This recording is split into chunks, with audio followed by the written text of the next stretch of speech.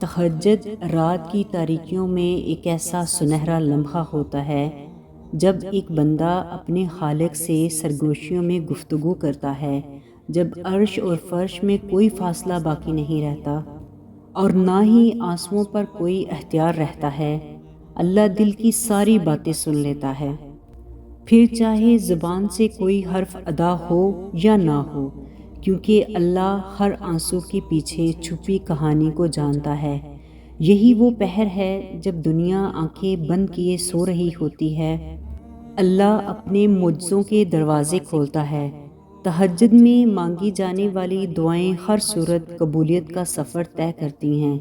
جو تمہیں تہجد کے سجدوں کا عادی بنا سکتا ہے، وہ تمہاری لا حاصل دعاؤں کو بھی حاصل بنا سکتا ہے، کیونکہ لا حاصل تمہارے لیے ہے، اللہ کے لیے نہیں۔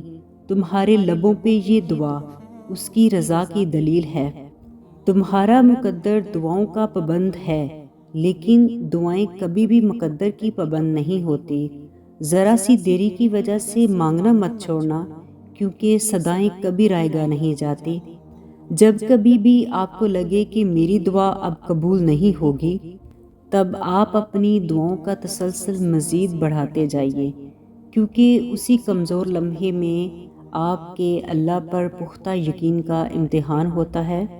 اللہ دیکھتا ہے کہ میرا بندہ صرف لفظی معنوں میں میری اطاعت کرتا ہے یا واقعی میں عملی طور پر میرے بتائے گئے احکامات بجا لاتا ہے۔ کیا وہ بھی مجھ پر اتنا ہی یقین رکھتا ہے جتنا کہ دعا کے آغاز میں رکھتا تھا؟ کیا وہ اب بھی عملی طور پر اپنے پختہ ایمان سے میری طرف رجوع کرے گا کہ میرے اللہ کے سوا اور کوئی نہیں جو میری اصلاح کر سکے اور مجھے میری مانگی گئی مرادوں کی تکمیل تک پہنچا سکے؟ ان کمزور لمحات میں جب آپ تہجد میں اپنی مانگی گئی دعاؤں کی تڑپ سے اپنے ہاتھوں کو اٹھانا چھوڑ دیتے ہیں، تبھی وہی دعائیں آپ کے مقدر میں لکھ دی جاتی ہیں۔ تب وہ آپ کے پختہ ایمان کی پہچان کرواتی ہیں۔ اسی آزمائش کے بعد آپ کی دعاؤں کی قبولیت لکھی ہوتی ہے۔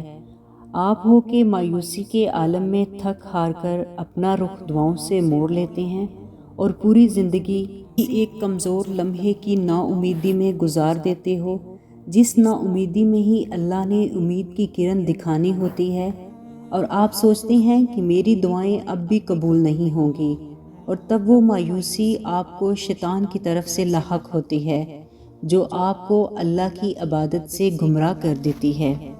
اگر انکار ہی اس کی طرف سے آنا ہوتا تو کیا سجدوں میں سر کا تمہارے یوں مسلسل خم ہونا ہوتا، اور اس کی چاہ تو تمہیں اس کی بارگاہ میں بار بار پیش ہوتا دیکھنا ہے۔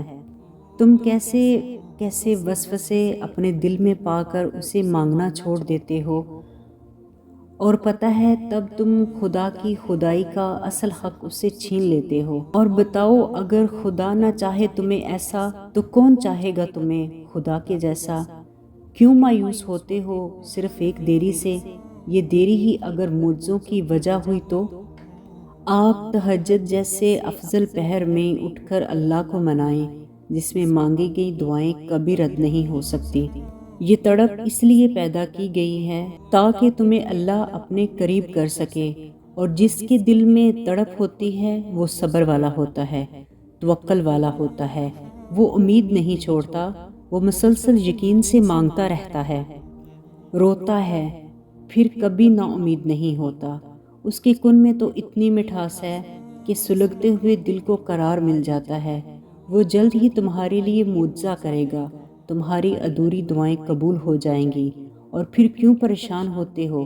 اگر اس نے اب تک قبول نہیں کی تو رد بھی تو نہیں کی۔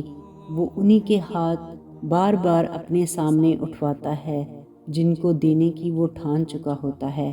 وہ ہر ناممکن کو ممکن کرنے پر قادر ہے۔